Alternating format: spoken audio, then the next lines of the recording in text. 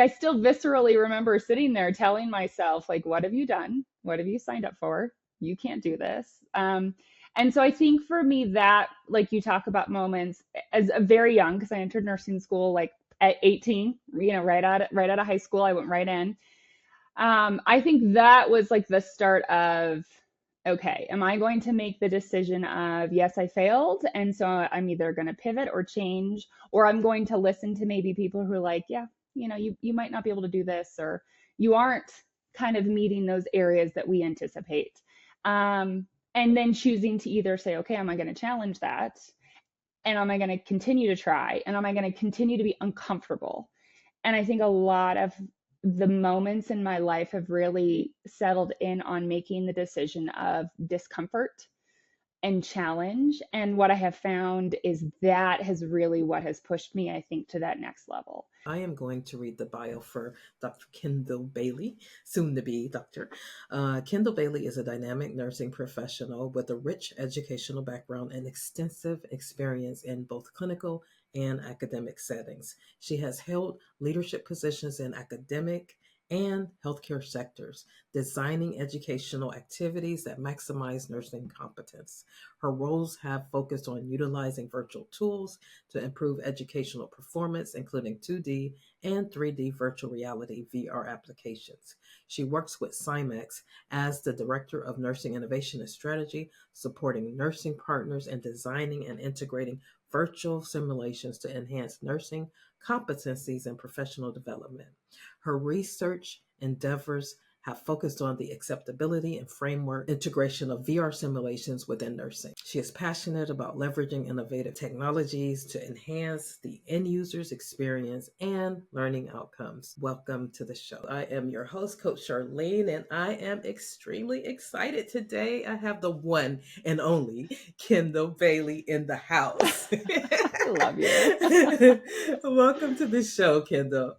Thank you so much for having me. I have to admit, this is great. It's like talking to an old friend and just getting back to being with you. Like you talk I about know. awesomeness. That's you right there. Oh my gosh. Yeah, I'm so excited that we got a chance to actually connect. I just want to set a little bit of context of why I started the podcast. So, honestly, it really started with me finding my voice in 2020 when the murder of George Floyd happened. And so at that time, the idea was sparked. But Kendal, I have no idea how to start a podcast. Like, come on. So it took me like almost 2 years to like figure it out and try to, just to figure all of the details out. But I love to capture stories because I believe that there's moments that tap us on the shoulder, that call us into them. And I think that particular moment for me was a moment that it was time for Charlene to be chosen by that moment. And then I said yes to that moment. So really, I like to unpack stories of different things that happen in our lives that kind of call us into them. So that's really what this is all about, because I love to inspire other people with other people's story because of the transformation that happens within that moment, because that moment absolutely transformed my career.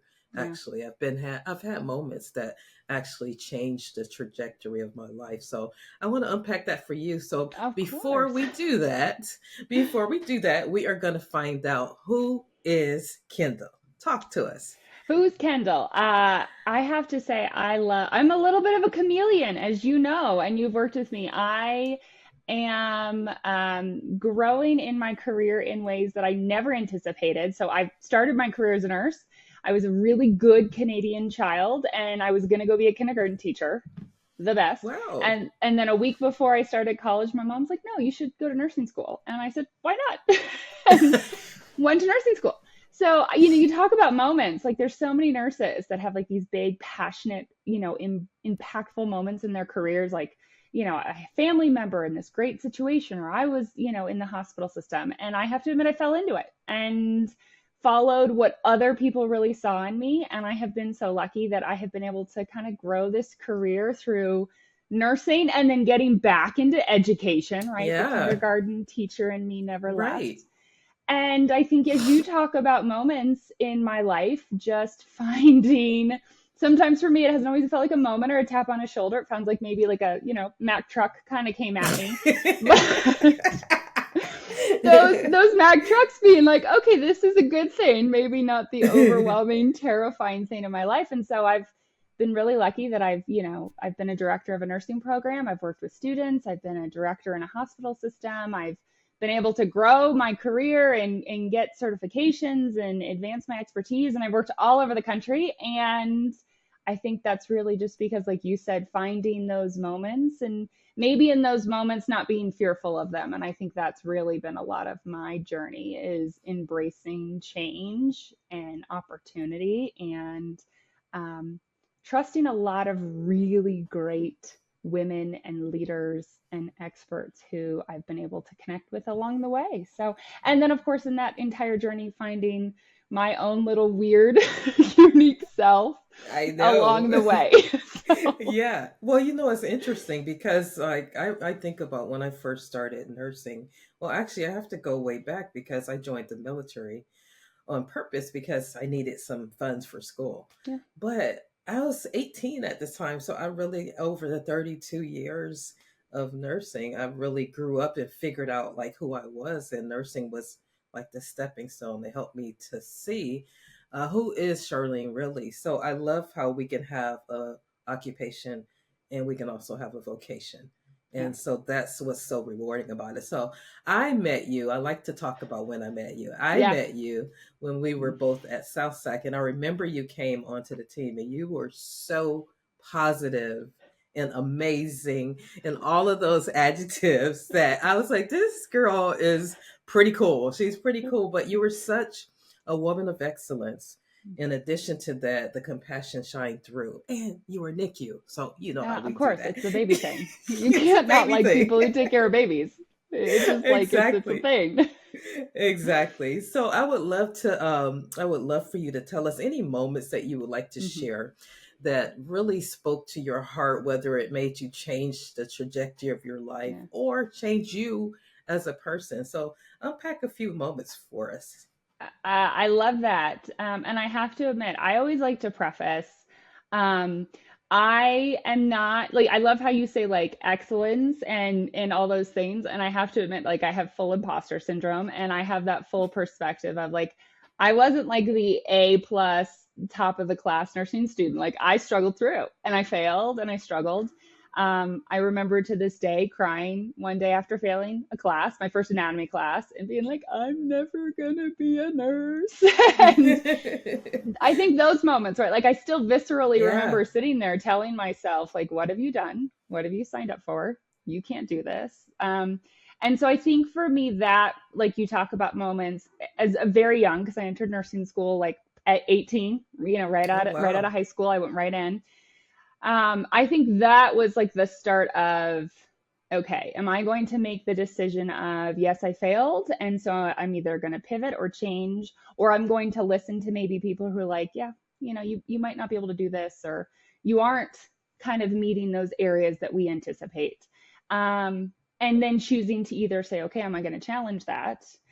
And am I going to continue to try? And am I going to continue to be uncomfortable? And I think a lot of the moments in my life have really settled in on making the decision of discomfort and challenge. And what I have found is that has really what has pushed me, I think, to that next level. Um, and so that, that first visceral moment of, I've had all these nursing faculties. I don't have a 4.0. I'm not going to get into nursing school. That's Yeah. the rhetoric. And then finding my path in what works for me. And I think that's a lot of what we do. And do people have that moment to say, yeah, this is going to hurt and this is going to be hard and this is going to make me feel really out of my element, but is it still the right thing for me? And I think that is what I have loved in the challenges I faced is finding that, yep, it's still right for me. Okay, let's get my battle gear on. I Let's do know it. that's, I love So, that. You know what? I want to pause there because that's so rich that you talked about being uncomfortable.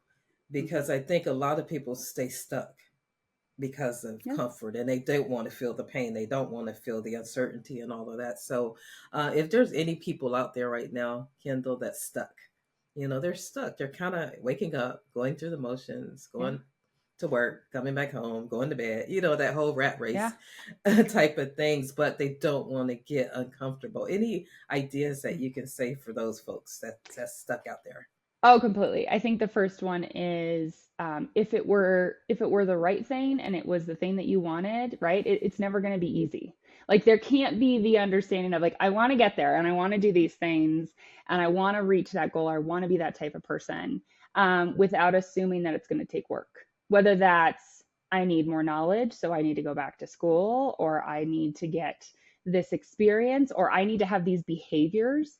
I love how you talk about like my personality, but that's a curation in and of itself. Like having the time to say, I'm choosing to be that type of person, and I'm choosing to have those moments with people, and I'm choosing to set myself and my heart in a place that I want to be driven by positivity and light. And yeah, so if it were easy, if it was something you wanted and it was easy, you'd already have it.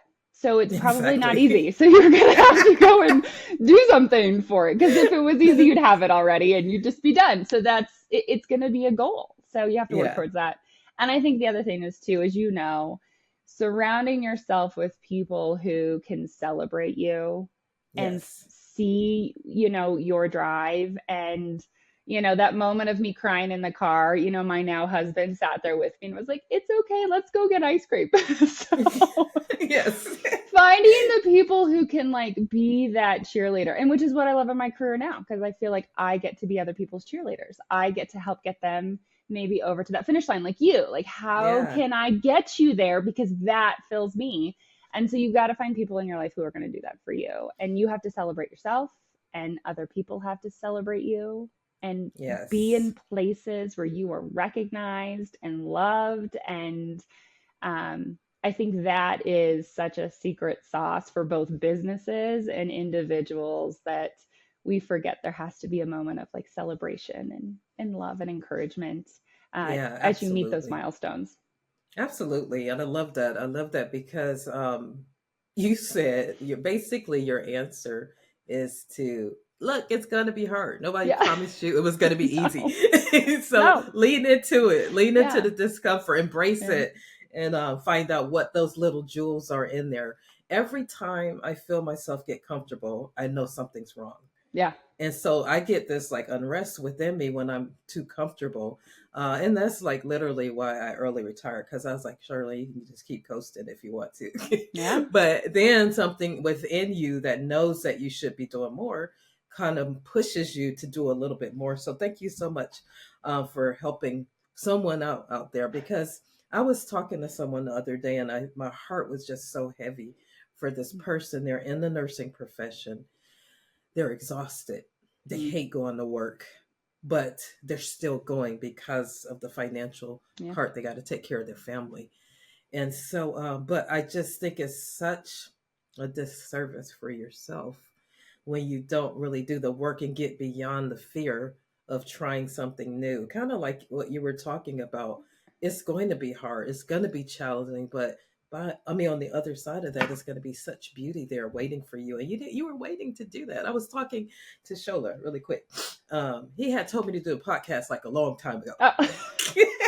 He already saw it in you. He knew. He was like, Yeah, get it. he Get it did. He done. was like, look, you are going to regret that you are taking so long to make a decision. Yeah. And you know what? I was like, you know what? And after 2 years later, I was like, yeah, you know what? You're so right. Because once I did it, it was like, oh my God, this has been so inspirational for me.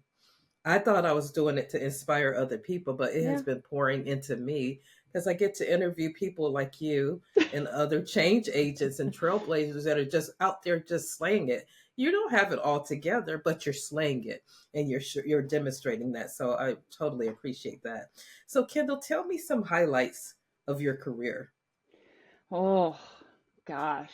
You probably Uh, got plenty. I've plenty, but I think right, there's those big moments where I have, graduate, like right now, like I'm in my PhD program, and I will say being the person who went to like school and was like, I'm not going to graduate my undergraduate degree. Like I can't, like I still Yes. feel like I'm saying that. Like I can't be a nurse. Kendall, you've been a nurse for 15 years. Um, but like you said, I have found for me that I very much like to walk the walk, and that's kind of my internal drive. Like if I'm going to be somebody's cheerleader and say, "Yep, you can go to school and you can get these things Yeah. and you can move forward," and then not do that myself, I feel like that's such a disservice to the words I'm putting out in the world. So Yeah. yeah, so I think for me, every time I take on something that I have told myself I can't do it, I'm not able to do it. Um, I think that has been like the biggest moments in my life, both as a career. I don't think I can, be a director of a nursing school. I'm too young. I am a younger leader, you know that. And with Yeah. that comes a lot of perceptions about capabilities or knowledge. And so I think those moments have been really great for me. I've had some great recognition through my positions for some of those skills, which is always, like, heck yeah, I love a Yeah. good award. Yes. But I think for me, my big highlights really have been those times where I've been like, okay, I'm going to do this. Like, I'm going to go work at a big level for NICU and take care of like the sickest of the sick and push myself to that place. Or I'm going to go get my PhD, even though I have no idea what I'm doing with research. And the fact that I'm doing it is just terrifying. But trying. And so I think that in my career, every time I've gotten a certification, when I've told myself, like, I took the whole NCLEX, the entire thing, all 265 questions. Anybody out there who has to take your boards, Yes. I took the whole thing, cry, like was in the testing center sobbing. I had a job on the line. I knew I was like waiting like, please shut off, please shut off, please shut off. And another question would Yes. pop up. Yeah. But those have been the most rewarding and exciting and amazing. And even my last position, I think what I have loved is those moments where I have been able to see people. I got my degree. You helped me go back to school. I got my certification. You helped Yeah. me tell me I could do that. So those are, again, just those, heck yeah, that feels awesome. I love those. Yeah. No, that's awesome. You mentioned something earlier because I introduced you as this woman of excellence because you project a really very like a spirit of excellence on you because you do have it. So it's really interesting to me that you have the imposter syndrome Oh, sometimes. yeah. Yeah, Oh, let's oh, unpack that a little completely. bit. I know. Hey, because I have to agree. I have had moments where it's like, okay, Charlene, for real. So can we talk about that maybe just a little bit for those out there that Yeah. perhaps have some roles or something that they would love to do, but this imposter syndrome kind of shows up. How does that show up for you? Oh my gosh. You mean the utter fear of how am I sitting in this room right now? I should not be sitting here. I think what has helped me a lot is earlier in my career, I thought that being a leader or having a position of leadership meant that I had to be that certain persona of whatever group I was around. So, like, Yeah, I felt like I had to make myself into what they wanted. yeah, Um, and I have actually found that imposter syndrome, the more that I accept either my, different or unique perspectives of who I am, the more I'm getting over the fact of I don't think I should be in this room. yeah, I think when I was trying to impersonate what I believed was what I thought a leader looked like or acted like or spoke, and that could change in the context of the room I was in or the people I was with. I didn't have any confidence in myself to trust either my expertise or my experience or what I knew as a leader. And I think that's what really grew and fed that imposter monster, right? That person inside of yeah, you that's like, you should not be here. Well, I yeah, shouldn't have been exactly. there because I wasn't me. I was trying to be some version of me that didn't exist. And so I think as I found those things in my life that really are my superpowers, even though my superpower may not be what you would consider maybe a normal superpower, my superpower being like maybe I am a little louder and I am going to be a little bit more caffeinated or awake or positive. As you know, maybe I am the person who wears a glitter suit through a hospital. Yes, I Yes. do that. For those of you who don't know me, I love a good glitter suit. Yeah, she can work it, y'all. Oh, I love a good glitter suit. Love them. But those are my superpowers. And I think as I find those things that like are those unique characteristics of me, that helps me own my expertise because I'm driving it in the way that I got Yes. there. to get those credentials or to get those roles is been through me, not some version of myself that's not real or what I think is accepted. And so I think that's the big one is own you, no Yeah, matter you're weird or different or loud or exactly. quiet. So Yes. own it because you do have a superpower. You just have to figure out what that is that really drives you forward. So I Well, I like to, think that's so powerful because so many people are trying to be someone else mhm, that it's not working. They're not authentic. They're not really having the impact. So for you to express how powerful it is to own you, I think it's so great because I actually had to do that too, Kendall. It was like, you're trying to be all of these things mhm, for everybody else. And I was like, oh, you know what? That's like a cheap imitation. I can't do that. I got mhm. to do me. I got to be the love bug that I am. Yeah, I have had so many people, Kendall, that told me, you really should not be saying you're loved and appreciated the way that you're doing that. They told yeah, me that in the beginning when I started doing that, but there was something in me that wanted to release love in the yeah, atmosphere. And so I just kept doing it and kept doing it. And I was okay and confident in who I was at that point. That's when I got delivered from people and their expectations.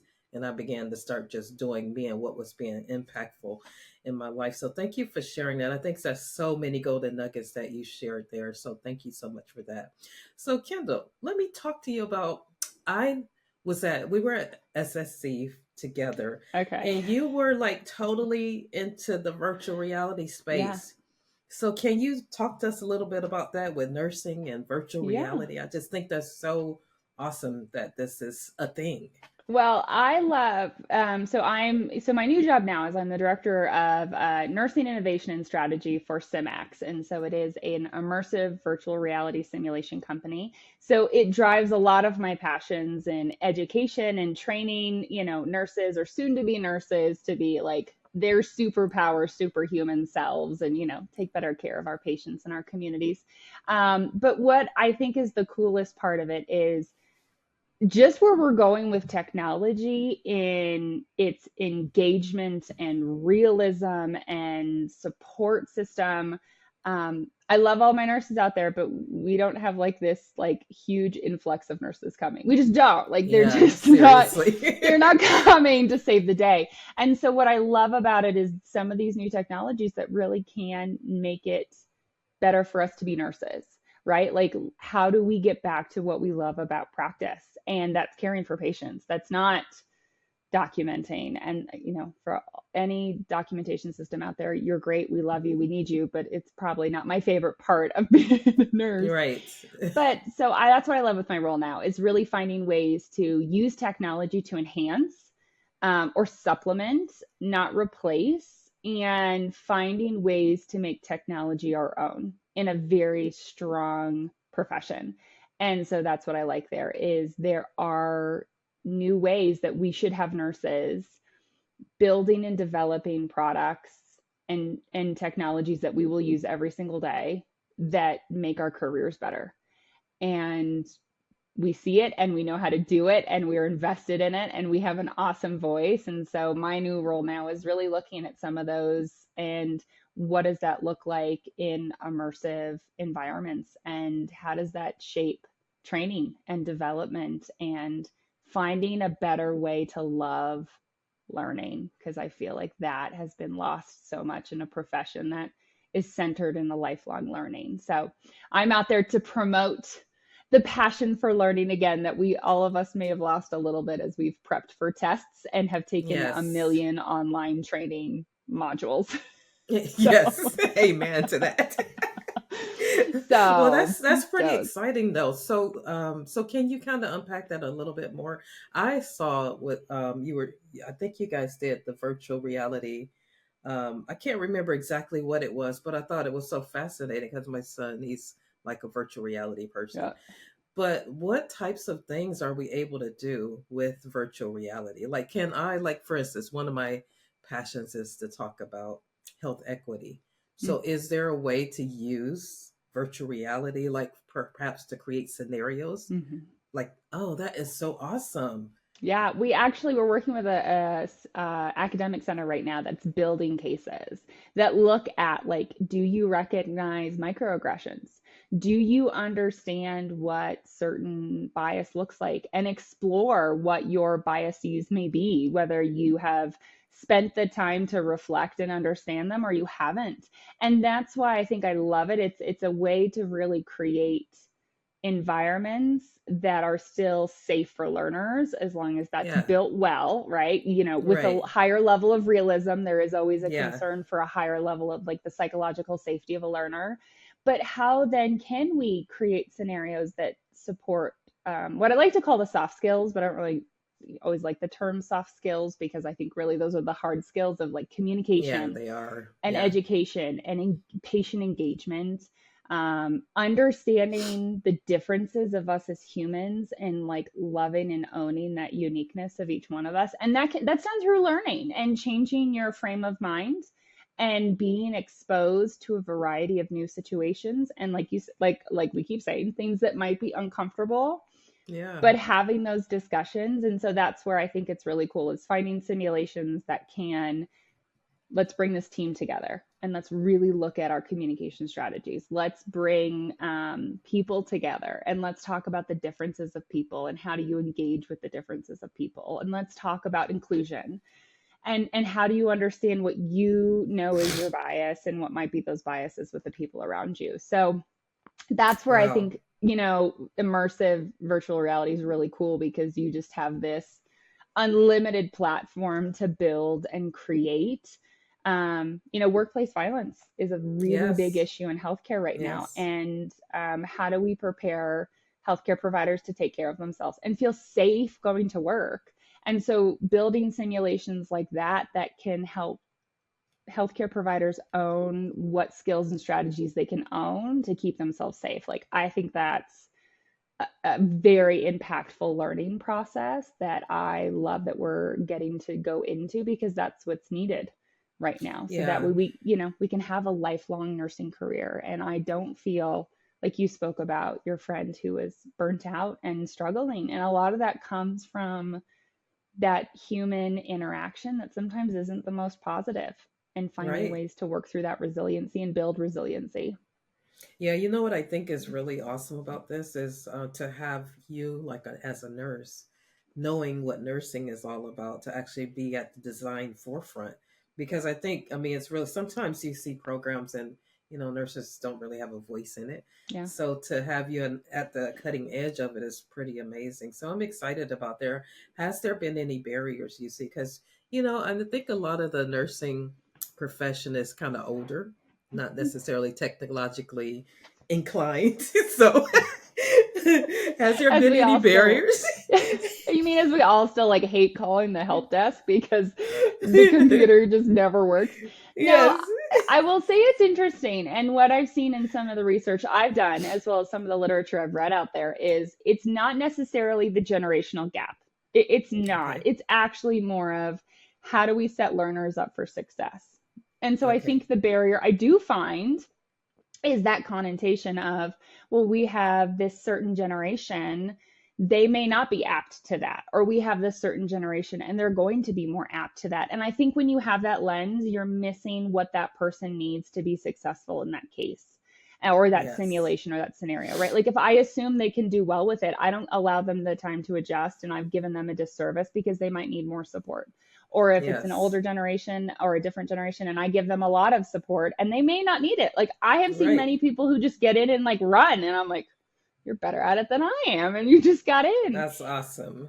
So I think that sometimes preconceived barrier, right? And we have that with everything. Oh, that may be hard, or I've never done that. And so it's new, it's different. It's taking the moment to say, okay, what does that person need to feel successful and to feel comfortable to learn in that environment? And that is different for every system or center or group.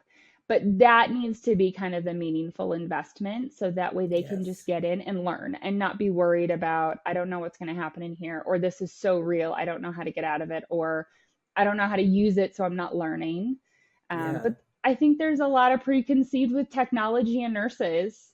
which I kind of hate because we are like technology gurus No, it's each and so every true. day. Like we, Yes, yes, we are. like I I, remember when we went to just like electronic charting. It was like yeah, this whole big thing that everybody like hated.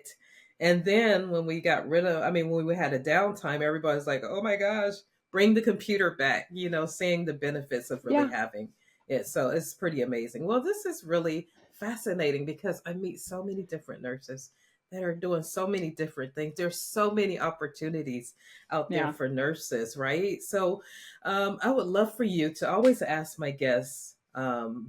It'll be Kendall's top three.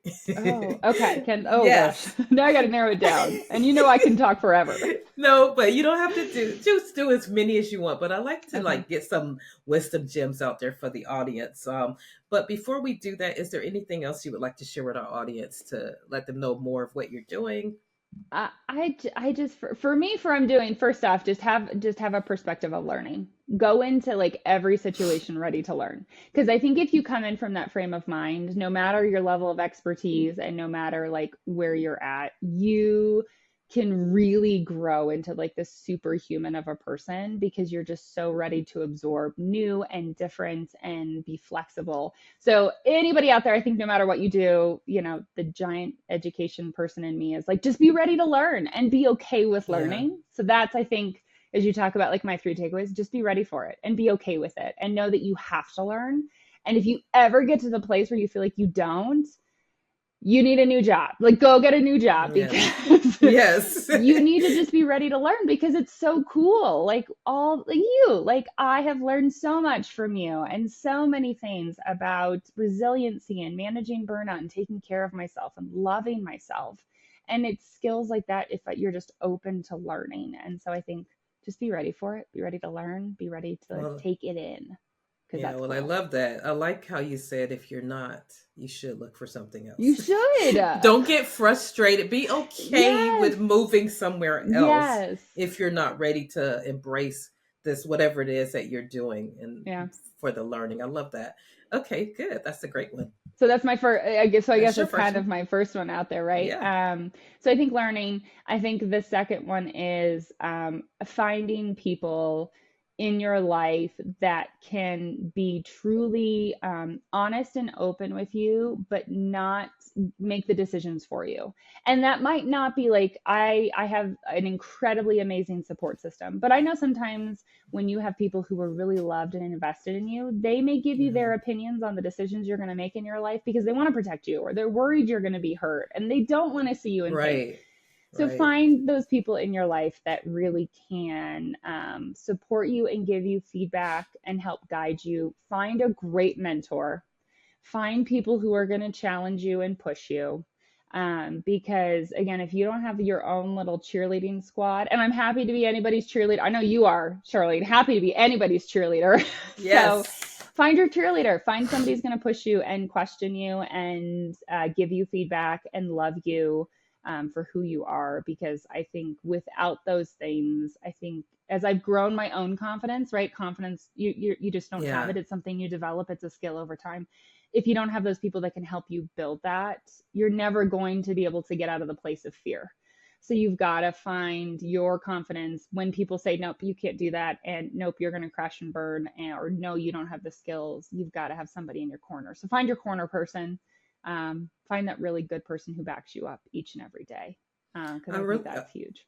I really like that because you said something, and my coach he's defined the word love because I like how you say you sometimes you gotta be told something that's maybe a little bit Mm, tougher than you wanted to hear. But his definition of love for the youth leadership program that he teaches is love is contending with another person for their highest good in every situation oh, wow. until it becomes a manifestation. So if I love you and I have, like, say I had a bad attitude, Kendall, I hope you love me enough to say, Charlene, like, Yeah. what's going on? Just to kind of help me out. So that's what true love is. If we really did that for one another more, man, we would go so much further. That's why I allow people to give me feedback and so that I can grow. So that was really great. So thank you for that. And I think if anything for me, right, my last one has to be have fun. Find Yes. fun, enjoy what you do. Life is whatever Yes. your role is, right? And I sit here as a mom, I sit here as a wife and a daughter and a nurse and an educator and a leader and all those things that I love that I've been able to develop. But they're all hard, like really, really hard. Yes. And so find the fun, find the things that make you want to get up and enjoy it and laugh and cultivate. You keep mentioning my positivity, but cultivate what that looks like for you. And that doesn't mean you have to be a super bubbly, Yeah. outgoing Kendall type personality, but you need to have fun in the ways you have fun. And so find that, because I think if not, what are we doing every day? Because it's hard enough. So find your fun, find your happy, find your circle, find your weird, whatever that might be, or that. Yes. But it is, right? And it's It's so true. enjoying getting up and ending every day with this laugh or this silliness, or, that moment, right? You and I can both say those moments in the units where you're all connecting together and just like going off on like the weirdest, silliest things in the whole world. Yes. And those are the funnest times. And that's what has brought you probably together as a team, Yeah, is absolutely. that. So find your fun, because I if love not, that. again, you need to go find a new place. If you haven't found that, you need to transition because Yes. you should have that. I want that for you. If anybody's listening, I want you to find that. So you Yes. can find that, and it does exist. It is out there, even in very critical, high stress environments. It can be there. So find that, Yeah. because I think it's worth it. Well, that is amazing. So thank you so much, Kendall. Is what if someone wants to get in touch with you? As you're Of so course. awesome. So Oh, let's I find love out how Charlene. we can if how can we anybody get ever in touch needs with you? if anyone ever needs like the best like emotional loving boost, just talk to Charlene, because it's like I just need Charlene every morning to be like, Kendall, it's time to get up. You're loved and appreciated. You're wonderful. You're Yes, awesome. girl. And I'll just like, yeah, way to go. So definitely, so I obviously have a great organization I work for. I work for SimX. So you can definitely reach out to me there. I know you're going to be sharing some of my contact information. So my Yes. email address is there, or on LinkedIn. I love making connections. I go to a lot of conferences and I love connecting with other professionals or individuals. And I love sharing some of these messages. So I think hunt me down on LinkedIn. Yeah, you can find me by name, or we'll definitely share my contact information with my new Yes. position, really shaking up some nursing fun. So, Yeah, I can't wait to see what you're doing. So it was such a blessing to be able to connect with you again, Kendall. I have been wanting you on the show forever. So this has been a great little dream for me to have oh, you thank because of you. what you exude and your impact and how many lives that you affected, like even just being there a short time at Southside. So you definitely were missed when you left. And I'm just so grateful for having you as part of my tribe. Well, thank you. You have an awesome tribe. You have a really good tribe, right? Like going back to my thing, find your tribe. Charlene's Find an your awesome tribe. tribe. She's an example of that. So find your tribe, find your fun, be a learner, and I think really life's the limit, and that's the coolest part. You can keep mixing it up. So, but I thank you, Absolutely. because this was awesome, and I love just helping each other out, because we all need to find our own path there, but it takes a different set for everybody. So Yeah, hopefully I can provide absolutely. that insight for someone. Yes, I think you have. So thank you so much for listening to the Thank podcast. you. Thank you. And thank you, everybody out there. You've got this. Yes, you got Have a this. great day. You got it. You can do it. I want to thank you for tuning in to another inspiring episode of When the Moment Chooses You. I'm your host, Coach Charlene, and it's been an absolute pleasure. Each journey we've shared today is a reminder that when the moment chooses you, the possibilities are endless.